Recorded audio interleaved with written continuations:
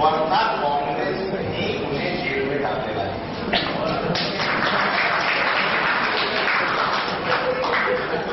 दूसरा, अम्बेडकर साहब ने कहा था कि जो संविधान आज हम इस देश को दे रहे हैं, अगर इसका पालन नहीं किया तो एक दिन लोग इसे चौराहे पर जला देंगे।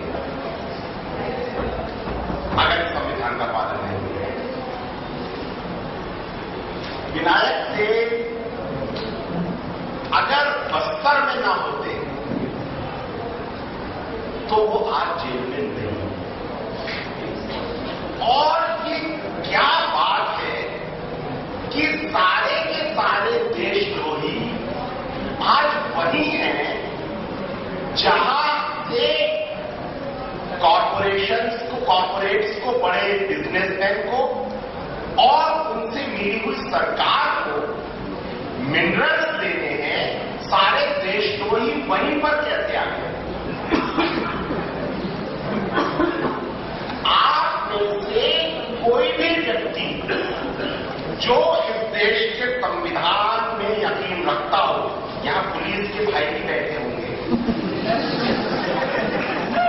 आप शादी वर्दी में जाएंगे और ये जो बिल्कुल गरीब लोग हैं, जो इन आदिवासी क्षेत्रों में जो सेंट्रल इंडिया है, केंद्रीय भारत, आदिवासी झारखंड, बंगाल, छत्तीसगढ़, उड़ीसा, इसमें आप घुसने की कोशिश करिए। आप इसमें घुस ही नहीं सकते। कागज और कलम के साथ जाने वाले लोगों को गिरफ्तार करके जेलों में डाल दिया गया है। सरकार कहती है नक्सलवादी बहुत बुरे हैं, चलिए हम मान लेते हैं। वो बड़े हिंसक हैं, मान लेते हैं। वो बहुत खराब है। और सरकार बहुत अच्छी है, वो लोगों की बहुत सेवा करती है, चलिए हम मान लेते हैं। तो लोगों को जाने दो ना देखने के लिए। सरकार कितनी अच्छी है ये भी देखने दो, और नक्सली कितने बुरे हैं ये भी देखने दो। क्यों नहीं जाने देते? आज ये 6 राज्य बाकी देश के लोगों के लिए क्यों बंद कर दिए गए हैं? कोई एक्टिविस्ट नहीं जा सकता, कोई सेवा करने वाला नहीं जा सकता, कोई एक्टिविस्ट नहीं जा सकता, यहां तक कि महात्मा गांधी होते तो नहीं जा सकते थे। अभी ये खाली अम्बेडकरवादी लोगों पर हमला और दूसरे जो प्रगतिशील लोग हैं या मार्क्स वाले लोग हैं या माओ वाले लोग हैं उन पर हमला, ऐसा नहीं है। महात्मा गांधी के सचिव महादेव देसाई, उनके बेटे नारायण देसाई, वो जब दंतेवाड़ा गए, साथ में हमारे स्पेस साइंटिस्ट प्रोफेसर यशपाल गए, स्वामी अग्निवेश सन्यासी है, वो सब लोग जब दंतेवाड़ा गए तो वहां पुलिस के मौजूदगी में उसके साथ आए हुए जो कांग्रेस और बीजेपी के गुंडे थे, उन्होंने महात्मा गांधी के सचिव के बेटे नारायण देसाई, खुद वो एक जाने माने गांधीवादी हैं, और प्रोफेसर यशपाल, इनका जुलूस निकाल दिया और नारे लगाए कि माओवादियों के दलालों को जूते मारो सालो। ये दंतेवाड़ा में पुलिस के सादे पर वहां के लोगों ने किया। तो हम अब क्या रोए कि साहब माओ के को पढ़ने वाले लोग। मुझे लगता है कि हम जो हमारी सरकार है आज की, वो नोट के ऊपर महात्मा गांधी का फोटो छापती है और वो ये दिखाने की कोशिश करती है कि गांधीवादी सरकार है, हम गांधी को अपना आदर्श मानते हैं। मुझे लगता है कि गांधी अगर किसी चीज के लिए स्टैंड करता है तो वो है व्यक्ति के सत्य तक पहुंचने की उसको स्वतंत्रता, कि मैं सत्य तक पहुंच सकता हूं, मुझे इस बात की तो कम से कम स्वतंत्रता हो। और ये लोकतांत्रिक व्यवस्था में हर व्यक्ति को सत्य तक पहुंचने के लिए सारे रास्ते उसके सामने खुले होने चाहिए। और कोई भी लोकतांत्रिक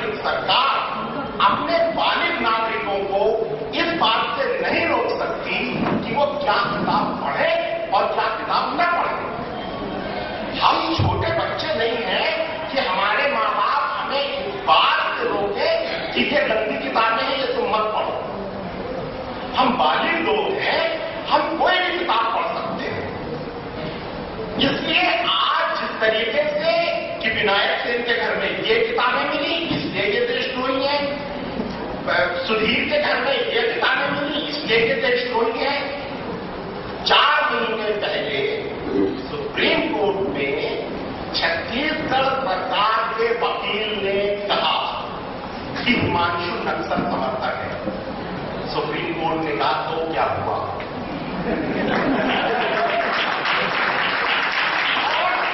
सुप्रीम कोर्ट के जज जस्टिस रेड्डी उन्होंने कहा कि अगर किसी को नक्सलवादियों के रास्ता ठीक लगता है वो उनका समर्थन कर सकता है, भारत का संविधान नहीं होता।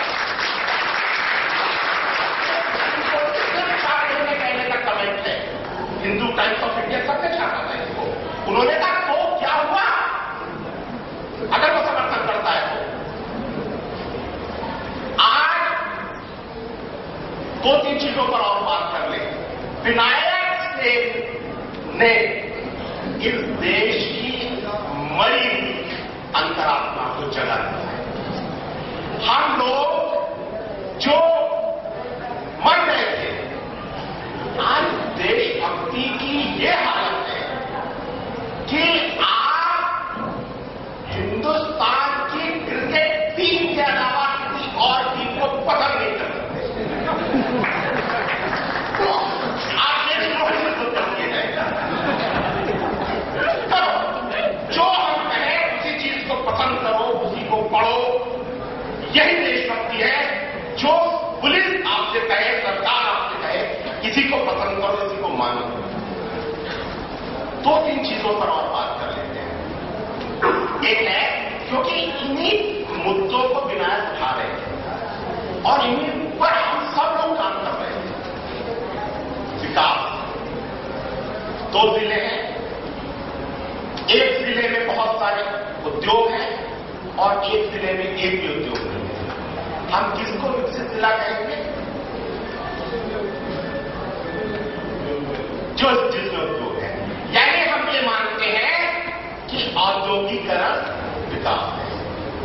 उद्योग कौन लगाता है? गरीब आदमी या अमीर आदमी। और उस उद्योग से होने वाला सारा नफा, प्रॉफिट किसकी जेब में जाता है? गरीब आदमी की या अमीर आदमी की? और उसके लिए जमीन किसकी ली जाती है? तो गरीब से ले लो, अमीर को दे दो, ये हो गया विकास।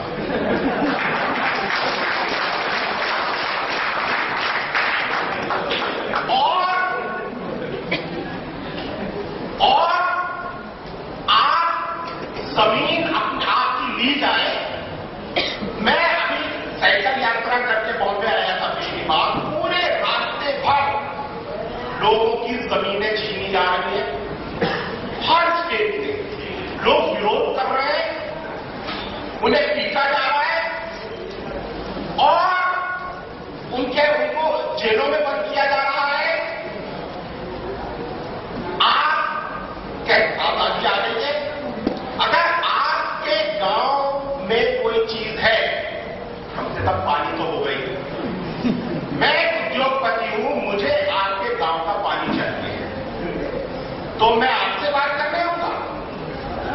मैं जाऊंगा मिनिस्टर साहब के पास और मैं उनको पैसे दूंगा और वो कलेक्टर को ऑर्डर देंगे और कलेक्टर साहब एक ऑर्डर निकाल देंगे कि भाई आपका काम हम ले रहे हैं राष्ट्रहित में और ये ले रहे हैं। अब आप विरोध करेंगे, आप देखेंगे क्या आराम से अपनी जमीन? नहीं देंगे।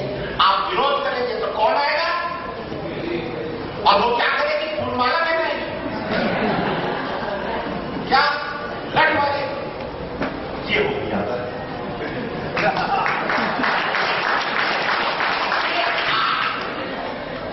मतलब उस जमीन का मालिक कौन है?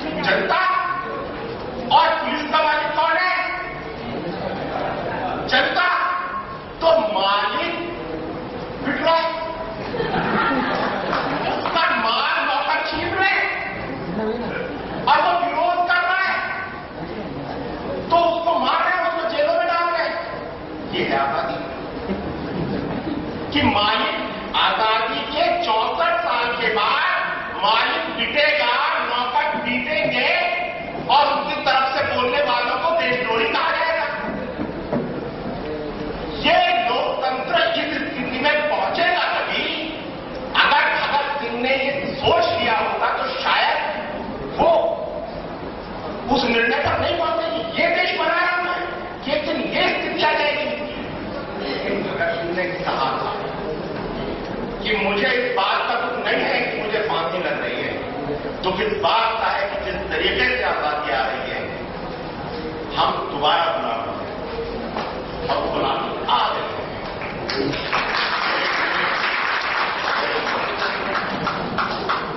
आज जो लोग हम जो यहां बॉम्बे में रहते हैं, मुझे माफ करिएगा, हम क्या उगाते हैं, क्या पैदा करते हैं जिसका हम उपभोग करते हैं?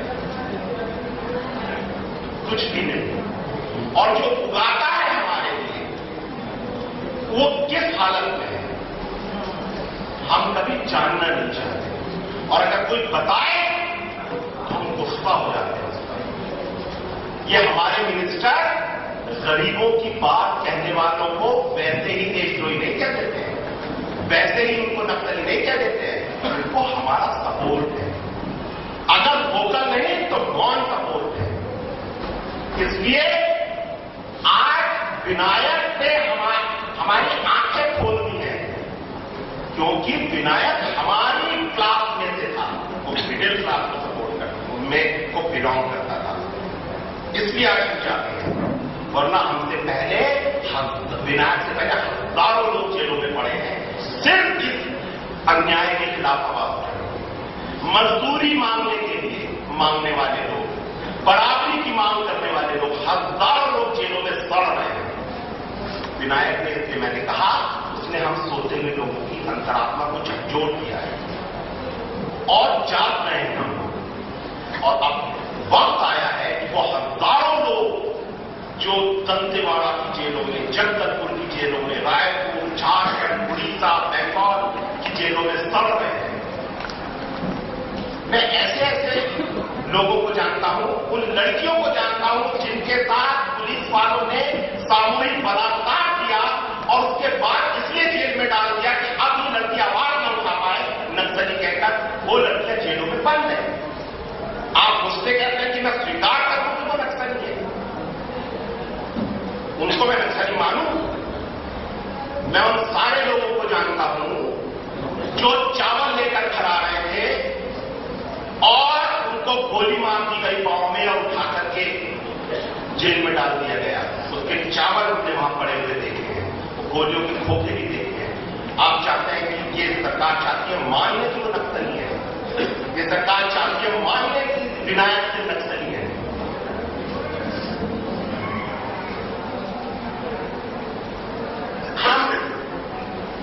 हमने जो आजादी के बाद ये मुल्क बनाया, थोड़ी सी उस पर और चर्चा करना चाहता हूं। और जो समाज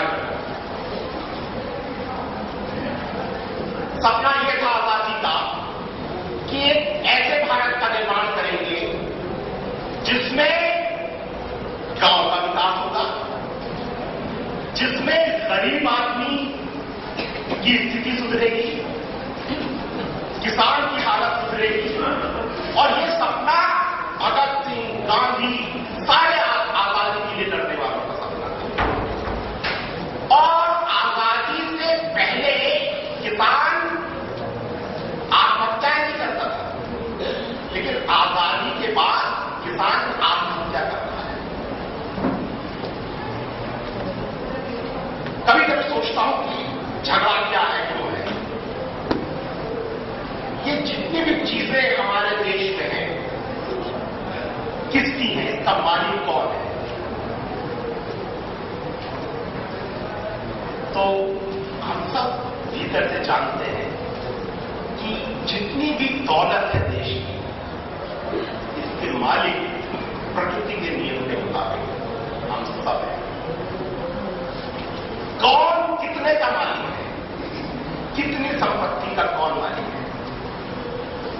प्रकृति के नियम के मुताबिक हम सब चीजों के बराबर मालिक हैं। वैसे तो मालिक शब्द का इस्तेमाल करना भी गलत है, हम प्रकृति के मालिक नहीं। अगर कोई खास ये कहे कि मैं इस जमीन की मालिक हूं जिसमें मैं हुई हूं, तो उससे ज्यादा बेवकूफी की बात क्या होती है? अरे आज हुई है, कल मिट जाएगी, हम भी उन्हें हैं तो तक मिट जाएंगे, हम इतने वादे हैं। लेकिन फिर भी हमने ये तय किया, प्रकृति ने तो हम सबको बराबर बनाया, बराबर पैदा किया, बराबर किया, हवा, पानी, धूप, जमीन सबको बराबर।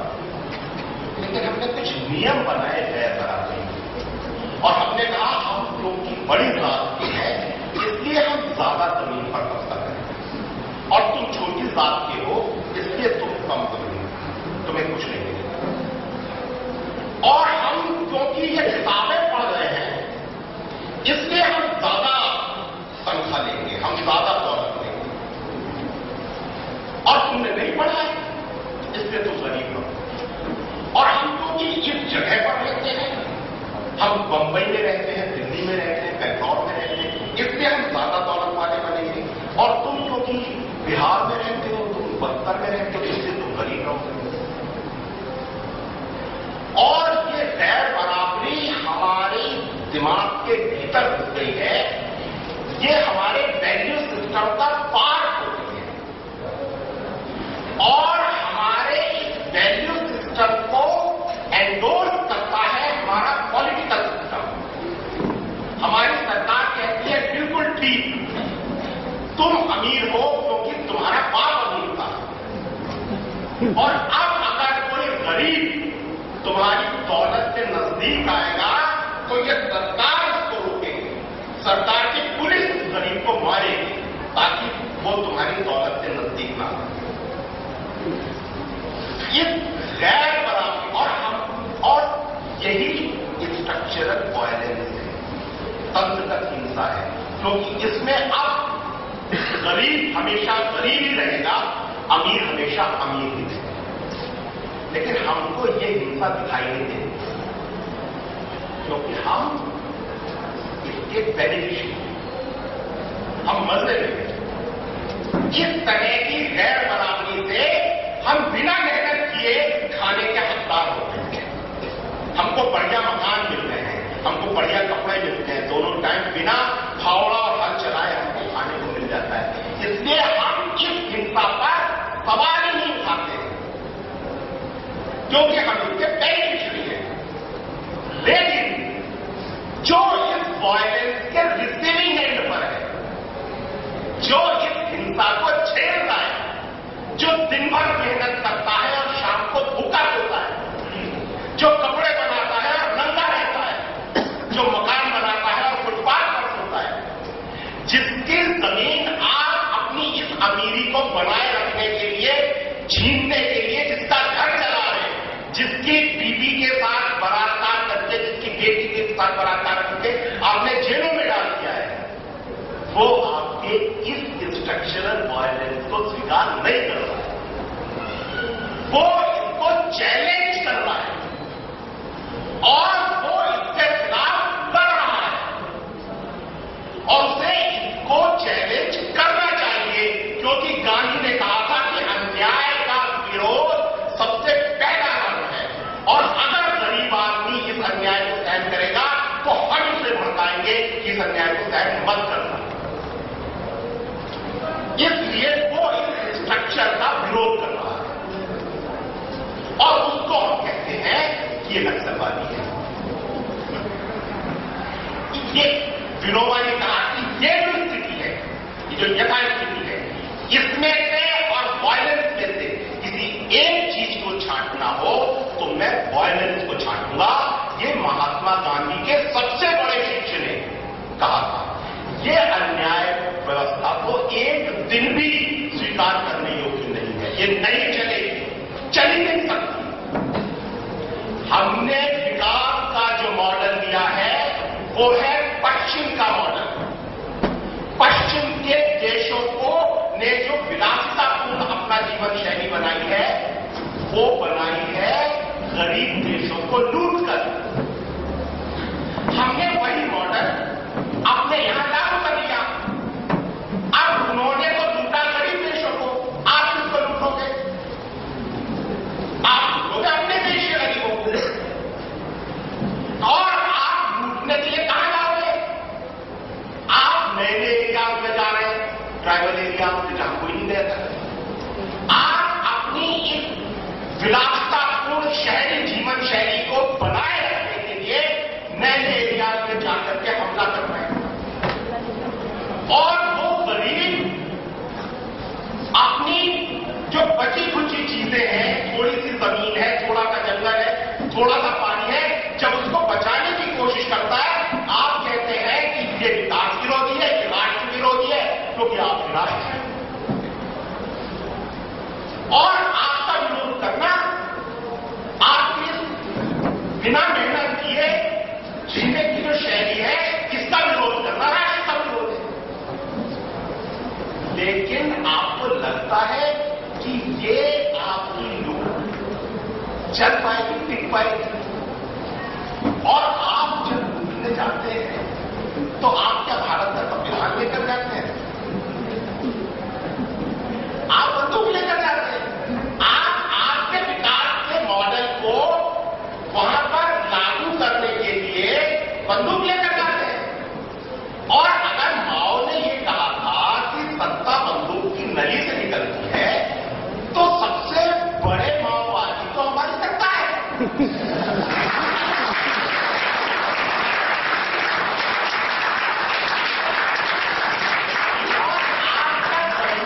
आप जब बंदूक लेकर गए, जब आप तो वो सामने वाला क्या करे? मुझे एक घटना मैं आपको बताता हूं। वहां एक गांव है धुर्ली। धुर्ली गांव में एस्सार कंपनी को अपना प्लांट लगाना है। धुर्ली गांव में हम लोग काम करते थे हेल्थ एजुकेशन। कभी कोई माओवादी घटना नहीं, कोई नक्सलवादी नहीं, कभी कोई मीटिंग नहीं।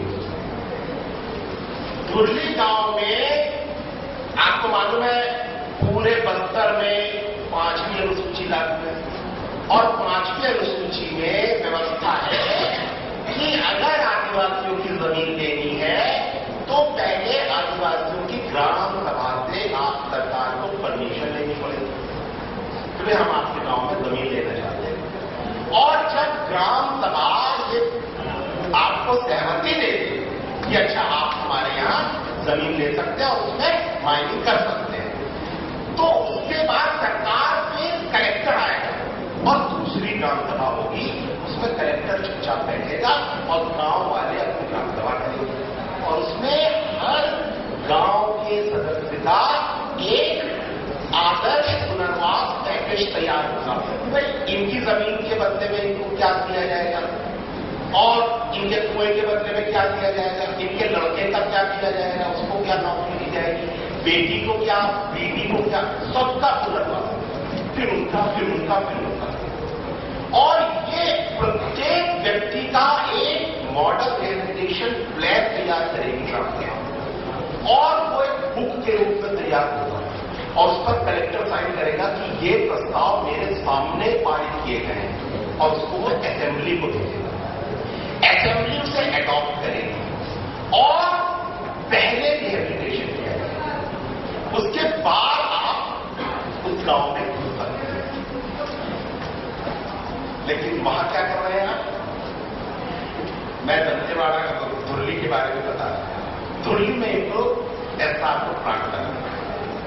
तो वहां पर वहां के कलेक्टर साहब पहले तो सुबह 5 बजे से पूरे गांव में सीआरपीएफ कर रहे। पुलिस को नहीं जाना है ग्राम सभा में, सुबह से सीआरपीएफ कर। और गांव वाले सोकर उठे तो देखा कि घर के बाहर 5-5, 6-6 सीआरपीएफ वाले खड़े हैं बच्चों के। और औरतों ने कहा आपको बच्चों के लिए पानी लेने जाना है, नहीं आपको परमिशन नहीं है। और 10 बजे तक उन लोगों को घरों में बंद रखा गया। उसके बाद घर के सारे मेल्स को पकड़कर गर्दन से गांव के बीच में एक स्कूल में ले आया गया। वहां कलेक्टर साहब, एसपी साहब, वहां के एमएलए जो थे महेंद्र कर्मा सर्वदलीय के नेता और एक बीजेपी के नेता, ये लोग एक टेबल लगाकर एक रूम में बैठे थे। सामने रजिस्टर रखा था कि हम सब गांव वाले सर्वसम्मति से अपनी जमीन एस्सार को देने के लिए सहमत हैं। और लाइन में लगा दिया कि आपके वालों ने गांव वालों को एक दरवाजे से घुसो, अंगूठा लगाओ और दूसरे दरवाजे से, ये हो गई ग्राम सभा। और शाम तक, मतलब मैं कई बार सोचता हूं कि मैं अगर उस गांव का निवासी होता तो इंडियन स्टेट को मैंने उस दिन तक आजादी के 60 साल तक नहीं देखा था। पहली बार इंडियन स्टेट जब एक ट्राइबल के घर पहुंची तो वो बंदूक लेकर पहुंची मेरे रिसोर्सेज को छीनने, और उस दिन तक वहां नक्सलवादी नहीं आए थे। पहली बार उस शाम को नक्सलवादियों की बैठक उठाने हुई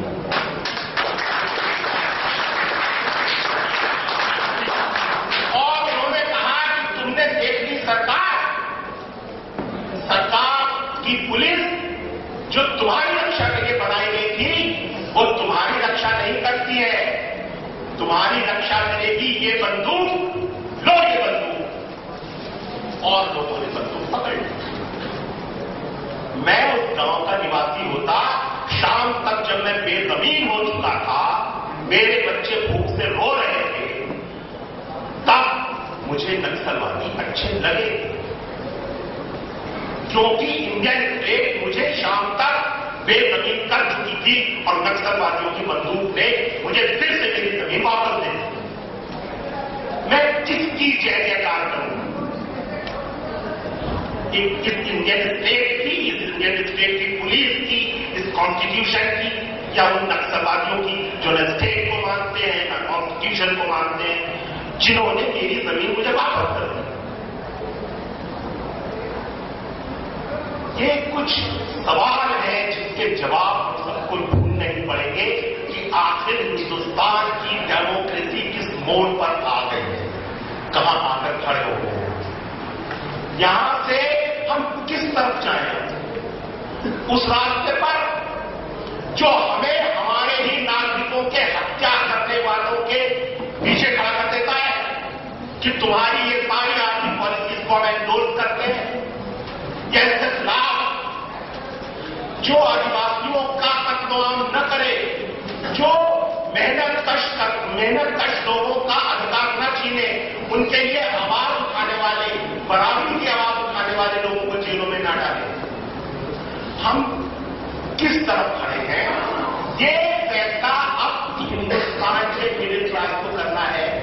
अदरवाइज खतरा ये नहीं है कि नक्सलवादी फैल जाएंगे आदिवासियों के बीच में। खतरा ये है कि हम जो मिडिल क्लास के लोग जो बिना मेहनत किए मजे में रह रहे हैं, और हम जो इस कॉन्फ्लिक्ट लोगों के ऊपर हमला किया जा रहा है, महात्मा गांधी ने उसी वक्त कहा था आजादी के तुरंत बाद कि तुमने जो ये विकास का मॉडल चुना है, इसमें से दो चीजें निकलेंगी। पहली चीज है वॉर, क्योंकि तुम्हारा ये विकास का मॉडल दूसरों के शोषण पर निकला है, इसमें से वॉर निकलेगी। और दूसरा, क्योंकि तुम बहुत ज्यादा उपभोग करते हो, इसलिए दूसरा निकलेगा पर्यावरण का विनाश, और इन दोनों से तुम्हारी ये सिविलाइजेशन नष्ट हो जाएगी। और जो लोग इन चीजों के लिए आवाज उठा रहे हैं, चाहे वो विनायक सेन हो, चाहे वो आदिवासी हो, हजारों आदिवासी हो, वो सारे के सारे आवाज उठाने वाले लोग आज इस सरकार के लिए नहीं, क्योंकि सरकार तो एक अमूर्त चीज है। आज लोग सरकार में बैठे हैं, कल तो बदल जाएंगे, लेकिन ये लूट, ये दमन चलता रहेगा। आखिर ये चलाता कौन है? ये हमें सब लोग हैं, हम जो मिडिल क्लास है इस देश में। और एक छोटा सा चुटकुला सुनाकर अपनी बात खत्म करूंगा। हम लोग हमारे लिए ज्यादा चिंता नहीं कर रहे, हमारे सुरक्षा नहीं कर रहे। एक सेठ जी जा रहे थे ट्रेन में, और उनके पास एक पेटी भर के रुपए थे, और एक आदमी बैठा हुआ था सामने, सेठ जी ने कहा कि पैसा वैसा तो नहीं है, उसने कहा है 100 रुपए है। तो सेठ जी ने कहा भाई आपको इलाका आ रहा है इसमें बहुत डाकू है और वो लूट लेते हैं, अगर तुम सोए तो तुम्हारे 100 रुपए कहीं। तो उसने क्या कहा कि तुम जानते हो, और सेठ जी सो गए। अब वो जिसके पास 100 रुपए थे वो बेचारा जानता नहीं। सुबह हुई, सेठ जी जागे, उन्होंने अपना पेटी खोली, देखा सब कुछ ठीक है। ठीक भैया तुमने बहुत अच्छा किया। हम लोग गरीबों, दलित, इन सबके अधिकारों पर जो हमला करने वाले हम मिडिल क्लास और उनके लिए लड़ने वालों को देशद्रोही मानने के लिए जो तैयार हम मिडिल क्लास हैं, हम सब दरअसल इन उच्च वर्ग की हितों की रक्षा कर रहे हैं, हम इन्हें बचा रहे हैं। वरना ये लोग तथाकथित नीचे वाले लोग हैं, ये कभी का इनकी गर्दन पर उड़ते हैं, लेकिन बीच में हम आ जाते हैं और हम इस क्रांति को रोक देते हैं। तो ये जो अपनी भारत का निर्माण होना है, जो शहीदों के सपनों का भारत था, उसके बीच में हम ना आए और हमारे जो हित है उसे छोड़ने को तैयार हो जाए, और जो मेहनत कश के हित है हमारे हित और उसके हित टकराते हैं।